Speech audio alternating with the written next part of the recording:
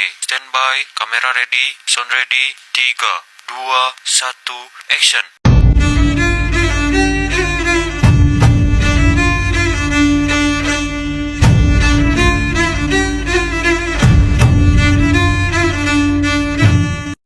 Assalamualaikum warahmatullahi wabarakatuh. Perkenalkan, saya Saadia Balalangi dari jurusan Ilmu Hadis Fakultas Usuluddin dan Dakwah IAIN Sultan Amai Gorontalo.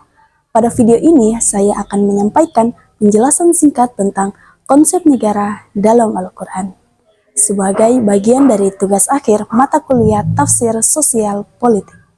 Pembahasan mengenai konsep negara dalam Al-Quran menjadi penting untuk dipahami karena seringkali kita menganggap bahwa Al-Quran hanya berbicara soal ibadah personal atau urusan akhirat semata. Padahal jika diperhatikan lebih dalam, Al-Quran juga banyak menyinggung nilai-nilai sosial dan politik, termasuk bagaimana kekuasaan itu dijalankan, bagaimana amanah dipelihara, serta bagaimana hukum ditegakkan dalam kehidupan bermasyarakat. Dalam berbagai ayat, Allah Subhanahu wa Ta'ala memberikan petunjuk yang secara tidak langsung membentuk landasan etika dan struktur sebuah negara. Karena itu, membahas konsep negara dalam perspektif Al-Quran bukan hanya relevan, tapi juga memberikan arah tentang bagaimana sebuah pemerintahan seharusnya dibangun, yaitu dengan menekankan keadilan, tanggung jawab, dan nilai-nilai ketuhanan. Dari pembahasan ini, muncul berbagai pertanyaan penting yang menjadi rumusan masalah, yaitu yang pertama, bagaimana urgensi dan prinsip dasar konsep negara dalam ajaran Islam sebagaimana tergambar dalam Al-Quran.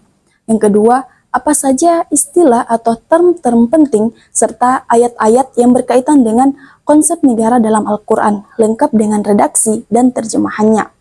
Yang ketiga, bagaimana latar belakang turunnya ayat tersebut dan bagaimana penafsiran para ulama terhadapnya dari perspektif tafsir klasik, pertengahan, dan modern. Dan yang terakhir, apa saja hikmah yang bisa diambil dari pemahaman tentang konsep negara dalam Al-Quran. Nah, tujuan dari penjelasan ini adalah yang pertama, untuk menjelaskan pentingnya konsep negara dalam pandangan Islam. Yang kedua, untuk mengidentifikasi istilah-istilah kunci dan ayat-ayat yang berkaitan dengan sistem kekuasaan dan kenegaraan dalam Al-Quran. Yang ketiga, untuk mengkaji latar belakang turunnya ayat dan cara mufasir memahami ayat-ayat tersebut dalam berbagai pendekatan. Dan yang keempat, untuk menggali nilai-nilai atau hikmah yang dapat dijadikan pijakan dalam membangun negara yang sesuai dengan ajaran Islam. Untuk membahas lebih jauh mengenai konsep negara dalam Al-Quran, hal pertama yang perlu dipahami adalah urgensinya. Mengapa Al-Quran perlu berbicara tentang negara dan seberapa penting sebenarnya peran negara dalam ajaran Islam? Islam sebagai agama yang sempurna tidak hanya mengatur hubungan manusia dengan Allah, tetapi juga hubungan antar manusia dalam kehidupan sosial. Dalam konteks ini, negara berfungsi sebagai wadah yang mengatur keteraturan masyarakat, menjaga keadilan, melindungi hak, dan menjalankan hukum. Tanpa adanya struktur negara yang berfungsi dengan baik, banyak nilai-nilai Islam yang bersifat sosial tidak bisa dijalankan secara maksimal, seperti keadilan, penegakan hukum, distribusi zakat, perlindungan terhadap yang lemah, dan pemberantasan kezaliman. Nah, Al-Quran sendiri tidak menyebutkan kata negara secara eksplisit, tetapi berbagai prinsip dasar kehidupan bernegara sangat jelas tercermin dalam banyak ayat. Konsep seperti kekuasaan, hukum, tanggung jawab, dan keadilan merupakan inti dari sistem kenegaraan dalam perspektif Quran. Urgensi negara dalam Islam juga terlihat dari banyaknya perhatian terhadap kepemimpinan, keadilan sosial, serta peringatan terhadap penyalahgunaan kekuasaan. Semua itu menunjukkan bahwa Islam sangat mendorong terbangunnya sebuah struktur pemerintahan yang adil, bertanggung jawab, dan berpihak kepada rakyat. Maka, memahami konsep negara dalam Al-Quran bukan sekedar belajar tentang politik, tetapi juga bagian dari memahami bagaimana Islam menata kehidupan secara menyeluruh, termasuk aspek sosial dan kekuasaan. Setelah memahami pentingnya konsep negara dalam Islam, langkah berikutnya adalah mengenali istilah-istilah penting yang digunakan Al-Quran saat membicarakan tentang kekuasaan, pemerintahan, dan tanggung jawab sosial. Walaupun kata negara tidak disebutkan secara langsung, Al-Quran menyimpan banyak istilah yang maknanya sangat dekat dengan struktur dan prinsip-prinsip kenegaraan. Beberapa di antaranya adalah yang pertama, Al-Mulk berasal dari akar kata malaka, yang berarti memiliki atau menguasai. Dalam Quran Surah Al-Mulk ayat 1 disebutkan bahwa segala bentuk kekuasaan adalah milik Allah. Ini memberikan pemahaman bahwa kekuasaan dalam negara bukanlah mutlak milik manusia, tetapi amanah yang harus digunakan dengan penuh tanggung jawab.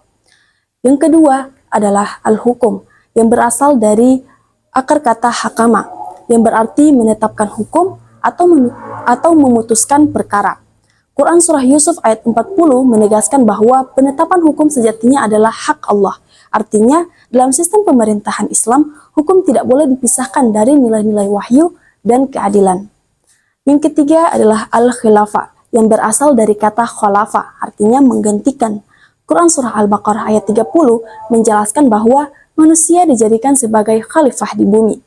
Dalam konteks kenegaraan, ini berarti bahwa kekuasaan adalah amanah kolektif umat untuk menjaga tatanan sosial sesuai dengan petunjuk Allah Subhanahu wa Ta'ala.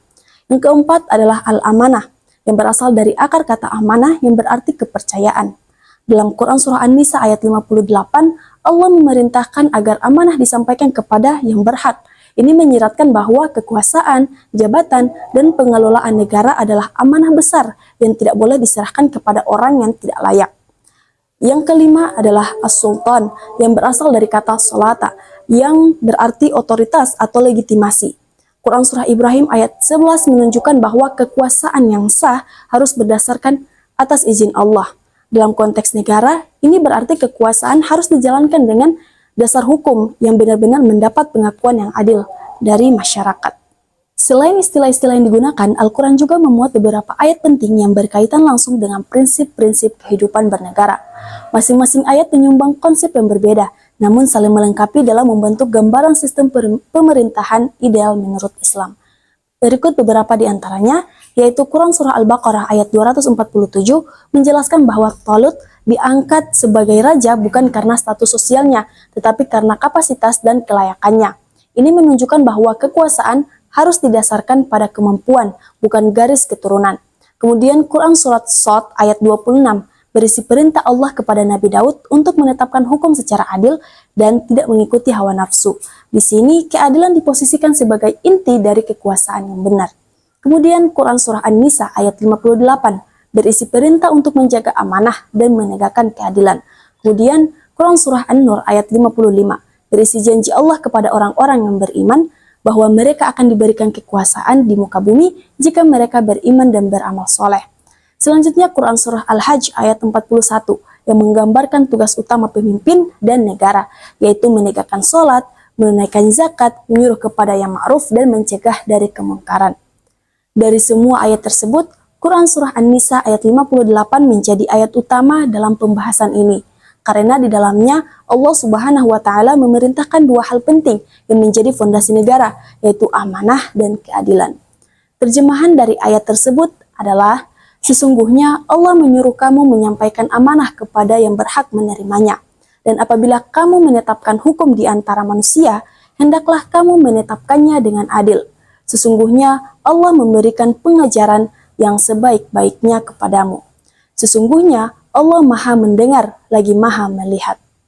Ayat ini menjadi pedoman utama dalam menjalankan kekuasaan, yang menegaskan bahwa jabatan, kepemimpinan, maupun sistem hukum harus dijalankan berdasarkan tanggung jawab, kejujuran, dan keadilan. Nilai-nilai ini bukan hanya menjadi tanggung jawab individu, tetapi harus diwujudkan dalam sistem negara secara keseluruhan. Ayat yang barusan kita bahas, yaitu Quran Surah An-Nisa ayat 58, memiliki latar belakang turunnya atau asbabun nuzul yang menarik dan sangat relevan dengan isu kekuasaan dan keadilan. Salah satu riwayat menyebutkan bahwa ayat ini turun saat peristiwa Fatu Mekah atau pembebasan kota Mekah. Ketika itu Nabi Shallallahu Alaihi Wasallam memasuki Ka'bah dan mengambil kunci dari tangan Utsman bin Talha yang saat itu belum masuk Islam. Banyak sahabat yang mengira bahwa Nabi akan menyimpan kunci Ka'bah untuk diri beliau atau menyerahkannya kepada orang lain. Namun setelah ayat ini turun, Nabi justru mengembalikan kunci tersebut kepada Utsman bin Talha, orang yang secara hukum memang berhak memegangnya. Peristiwa ini menjadi pelajaran besar bahwa dalam Islam, hak seseorang tetap harus dihormati, bahkan jika orang itu berbeda keyakinan sekalipun. Amanah harus dikembalikan kepada pemiliknya yang sah, dan kekuasaan tidak boleh dijalankan atas dasar suka atau tidak suka. Disinilah kita bisa melihat bahwa nilai-nilai hukum dan keadilan dalam Al-Quran tidak bisa dipisahkan dari tanggung jawab sosial. Untuk memahami isi ayat ini secara lebih mendalam, kita bisa melihat bagaimana para ulama tafsir dari berbagai zaman memaknainya. Dalam pendekatan tafsir klasik, seperti yang dijelaskan oleh Ibnu Katsir, ayat ini menunjukkan bahwa Allah mewajibkan setiap orang yang diberi amanah, baik dalam bentuk harta, jabatan, maupun kekuasaan, untuk menyalurkannya kepada yang layak. Ibnu Katsir juga menegaskan bahwa perintah menegakkan hukum secara adil adalah mutlak, tidak boleh dipengaruhi oleh kepentingan pribadi, suku, ataupun kelompok. Ini menunjukkan bahwa sejak awal Islam, keadilan sudah menjadi fondasi utama dalam menjalankan pemerintahan. Sementara itu, dalam tafsir pertengahan, seperti yang disampaikan oleh Quraisy Shihab dalam tafsir Al-Misbah, ayat ini tidak hanya berlaku untuk individu, tetapi juga menyasar sistem sosial secara menyeluruh. Menurut beliau, amanah bukan hanya soal menjaga barang titipan, tapi juga meliputi tanggung jawab kekuasaan, pengelolaan hukum, atau penempatan orang dalam jabatan. Negara yang tidak adil, yang menempatkan kekuasaan di tangan orang yang salah, akan melahirkan ketidakstabilan dan kehilangan kepercayaan dari rakyat. Sedangkan dalam pendekatan tafsir modern, Muhammad Abduh memandang ayat ini sebagai seruan reformasi sosial politik. Menurutnya, Al-Quran ingin mengajak umat Islam untuk membangun sistem pemerintahan yang transparan dan berintegritas. Amanah harus diberikan kepada orang yang ahli, bukan karena hubungan kekeluargaan atau kedekatan politik. Hukum juga harus ditegakkan dengan menjunjung tinggi prinsip keadilan dan tidak boleh berpihak. Dengan demikian, dari tafsir klasik hingga modern, kita bisa melihat bahwa nilai-nilai amanah dan keadilan dalam ayat ini tetap konsisten menjadi pondasi utama dalam membangun sistem pemerintahan yang sesuai dengan ajaran Islam. Dari ayat-ayat yang telah dibahas, kita bisa mengambil beberapa hikmah penting. Pertama, Al-Quran mengajarkan bahwa kekuasaan adalah amanah, bukan hak mutlak. Maka siapapun yang diberi tanggung jawab dalam pemerintahan harus menunaikannya dengan jujur dan adil. Kedua adalah keadilan. Keadilan menjadi prinsip utama dalam sistem negara. Tanpa keadilan, kekuasaan bisa berubah menjadi kezaliman. Al-Quran menekankan bahwa hukum harus ditegakkan tanpa memandang status atau kepentingan. Yang ketiga, yaitu Al-Quran juga menunjukkan bahwa kepemimpinan harus diberikan kepada orang yang layak, memiliki ilmu, dan mampu menjalankan tanggung jawab, seperti yang tergambar dalam kisah Talut. Keempat, fungsi negara tidak hanya administratif, tapi juga moral dan sosial. Negara harus menjadi pelindung nilai-nilai agama, memastikan kemaslahatan, dan mencegah kerusakan di tengah masyarakat. Melalui semua ini, Al-Quran membimbing umat Islam untuk membangun tatanan negara yang adil, bertanggung jawab, dan berpihak pada kebaikan bersama. Demikian penjelasan yang dapat saya sampaikan mengenai konsep negara dalam Al-Quran.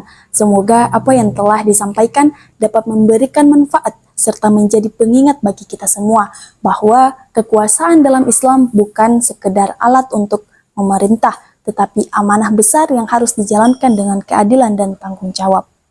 Wabillahi taufiq wal hidayah, wal afu minkum, wassalamualaikum warahmatullahi wabarakatuh.